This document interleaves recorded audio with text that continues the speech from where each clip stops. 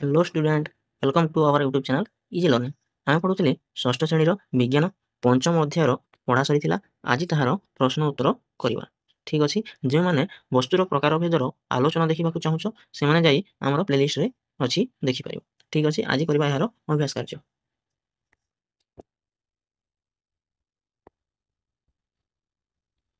एक नंबर कौन देखिए निम्नलिखित वस्तुगुड़िक मध्य क्योंटी प्राकृतिक नुहे ताहा लिखा दि जाए ठीक अच्छे जमीक काठ काठ कौन प्राकृतिक कि नुहे काठ हूँ प्राकृतिक काठ आमको प्रकृति मिली थाए खनिज तैल प्राकृतिक कि नुहे खनिज तैल प्राकृतिक अटे माटी कौन प्रकृति मिली था यह प्राकृतिक अटे किंतु कागज आमको कौटू मिलता है मनुष्यकृत मनुष्य तैयारी होता है से कागज हूँ प्राकृतिक नुहे मनुष्यकृत तापर 2 नंबर कौन दिखाई निम्नलिखित वस्तुगुड़िक मध्य क्योंटी निर्जीव बा कहार जीवन नाही ताहाको आमे लिखिबा जेमति आई रे अछि क साप सापर जीवन अछि कि नाही सापर जीवन अछि तापर गेंडार जीवन अछि कि नाही अछि गजाबुटर जीवन अछि कि नाही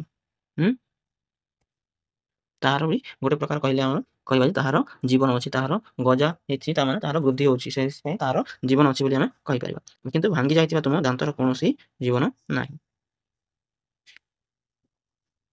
तापर डबल आई बिट कोन कहउछि गोटा मुगर जीवन अछि कि मुग डाली गजा मुग ओ मुग गछ या मध्यरे कहार जीवन नाही मुग डाली को कहि परिबा गोटे प्रकार हम ताहार जीवन नाही काहे के यार कहि परिबा ए देखो गजा मुग गजा हेछि मुग गछ गछर तो जीवन अछि आउ गोटा मुग मध्य जीवन अछि बोली हमें कहि परिबा किंतु डाली होछि ताहार चोपा छडेला सारला पर जाको हमें डाली कहि थाउ सेति पय यह कहिबा हमें जीवन नाही बोली गोटे प्रकार रे कहि परिबा ठीक अछि तापर देखिबा 3 नंबर रे कोन देछि ठीक अछि काट होछि अस्वच्छ पदार्थ काहे कि काट देई आलोक कोन होई पर नाही ए पाखरु से पाख जाई पारे नाही किंतु काच काच देई ए पाखरु से पाख आलोक जाई परिबो सेति पय होछि स्वच्छ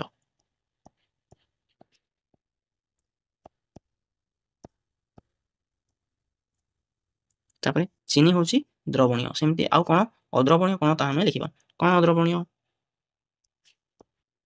काठ काठ पानी रे मिसिबो नाही सेति पय हला अद्रवणीय बोली हमें कहि परिबा सोना गोटे धातु किंतु अंगार अंगार धातु की धातु न सेति पय कोन कहबा हमें अधातु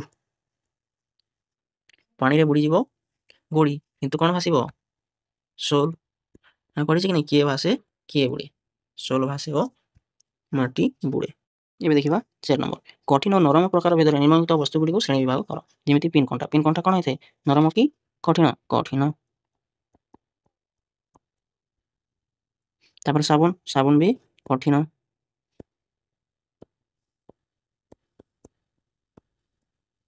तुला बिंडा कोन नरम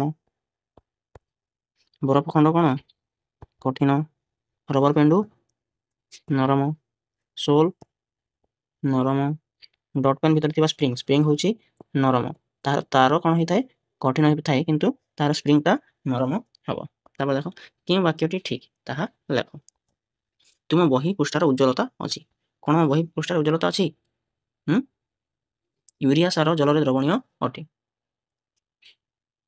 ठीक कथा सबु काठ पानी रे भासे एटा भूल कथा काच एक स्वच्छ वस्तु यह ठीक अटे किंतु कोन बही उज्जवलता नुहे सेति में यह भूल हबो 6 नंबर कोन कहउछि देखिबा 6 नंबर कहउछि तले जातिया वस्तु दुय मध्ये दुईटी सादृश्य और दुईटी पार्थक्य लेख ठीक अछि एल्युमिनियम और रबर मध्ये एठी देखिबा एल्युमिनियम और रबर मध्ये दुईटी सादृश्य लिखिबा प्रथम कोन लिखिबा सादृश्य एक नंबर कोन एल्युमिनियम गोटे कोन कृत्रिम पदार्थ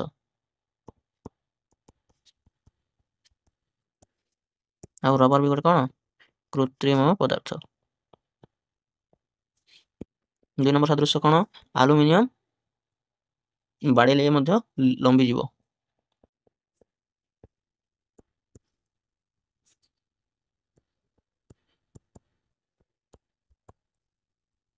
यहाँ को मध्ये टाणीले लंबी जीवो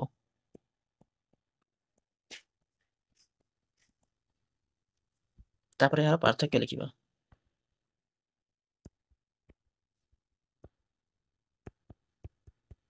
पार्थक्य होची एटा गोटे कोन धातु अटे किंतु रबर गोटे कोन ଅଧାତୁ ଅଟେ। ତାପରେ ଆଲୁମିନିୟମ କ'ଣ? କଠିନ ପଦାର୍ଥ। ତାପରେ ରବର ଗୋଟେ କ'ଣ? ନରମ ବସ୍ତୁ ଗୋଟେ। ଠିକ୍ ଅଛି। ଏ ଥିଲା କେତେ? କ ନମ୍ବର ଥିଲା। ତାପରେ ଖ ନମ୍ବର ଲେଖିବା କାଚ ଗୁଣ୍ଡ ଓ ଲୁଣ ମଧ୍ୟରେ ସାଦୃଶ୍ୟ ଓ କ'ଣ? ପାର୍ଥକ୍ୟ। ଠିକ୍ ଅଛି। ଏଠି ଲେଖିବ।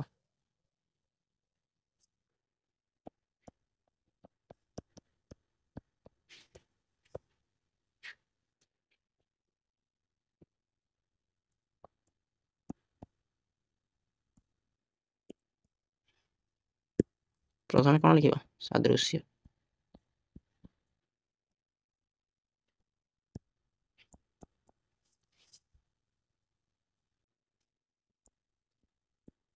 ଧଳା ଓ ସ୍ୱଚ୍ଛ। ଏ ମଧ୍ୟ ଧଳା ଓ ସ୍ୱଚ୍ଛ ବସ୍ତୁ ଅଟେ। ତାପରେ 2 ନମ୍ବର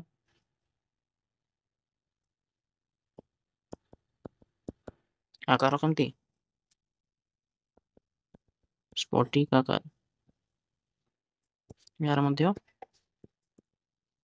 ଆକାର ସ୍ଫଟିକାକାର। ତାପରେ ଏହାର କ'ଣ ଲେଖିବା? ପାର୍ଥକ୍ୟ ଲେଖିବା।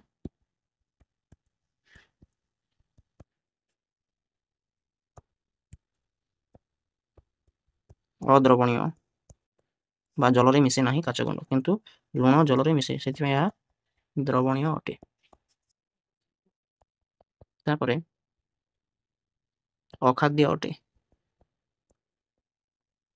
ଲୁଣ କିନ୍ତୁ ଖାଦ୍ୟ ଅଟେ।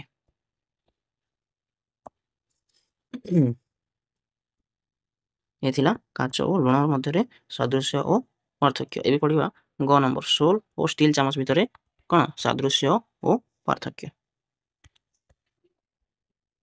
ଏଇଠି ଲେଖିବା କ'ଣ? ସୋଲ ଆଉ ଷ୍ଟିଲ ଚାମଚ।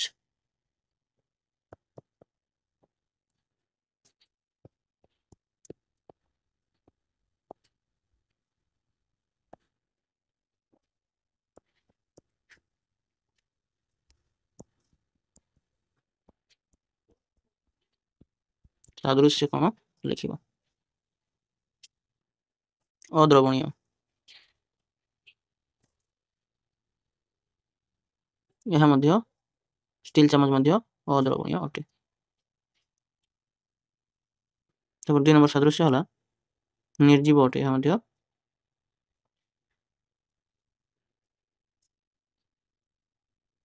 ନିର୍ଜୀବ ବସ୍ତୁ। ଷ୍ଟିଲ ଚାମଚ ମଧ୍ୟ କ'ଣ? ନିର୍ଜୀବ ବସ୍ତୁ।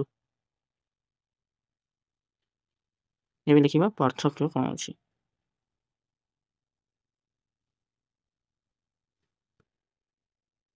ସୋଲ ଗୋଟେ ନରମ ବସ୍ତୁ, କିନ୍ତୁ ଷ୍ଟିଲ ଚାମଚ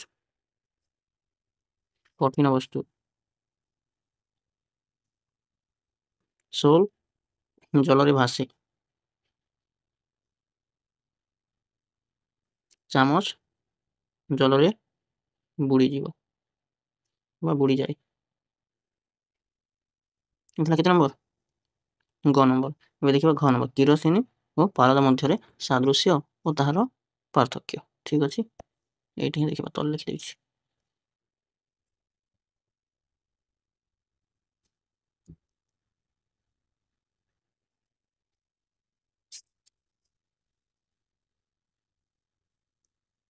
ପ୍ରଥମେ ଦେଖିବା ସାଦୃଶ୍ୟ।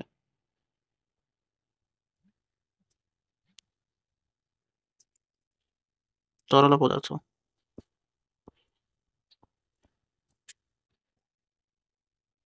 ପାରଦ ବି ଗୋଟିଏ କ'ଣ? ତରଳ ପଦାର୍ଥ।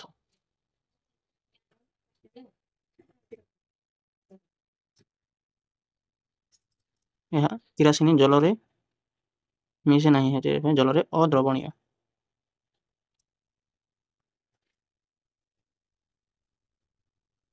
ଅଦ୍ରବଣୀୟ। ପାରଦ ମଧ୍ୟ ମିଶେ ନାହିଁ, ଏଟା ବି ଅଦ୍ରବଣୀୟ ଅଟେ। ତାପରେ ଲେଖିବା ପାର୍ଥକ୍ୟ।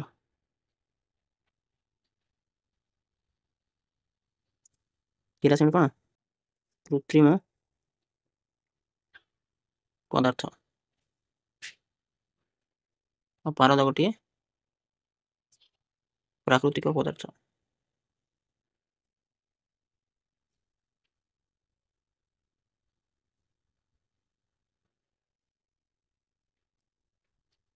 କିରାସିନି ଗୋଟିଏ ଅଧାତୁ ଅଟେ, କିନ୍ତୁ ପାରଦ ଗୋଟିଏ ଧାତୁ ଅଟେ। ଠିକ୍ ଅଛି, ଏଇ ଥିଲା ଆମର ଅଭ୍ୟାସ କାର୍ଯ୍ୟ କେତେ ପଞ୍ଚମ ଅଧ୍ୟାୟର ଆମର ଅଭ୍ୟାସ କାର୍ଯ୍ୟ ବସ୍ତୁର ପ୍ରକାର ଭେଦ ଥିଲା। ଏମିତି ଭିଡ଼ିଓ ଦେଖିବା ପାଇଁ ଲାଇକ୍ ଆଣ୍ଡ ସେୟାର ଓ ଚ୍ୟାନେଲକୁ ସବସ୍କ୍ରାଇବ୍ କରି ରଖିବ। ଆଉ ଅଲଗା ଭିଡ଼ିଓ ଯଦି ଦେଖିବାର ଥିବ ତାହେଲେ ଆମର ପ୍ଲେଲିଷ୍ଟକୁ ଯାଇ ଅନ୍ୟ ସବୁ ଭିଡ଼ିଓ ଦେଖିପାରିବ।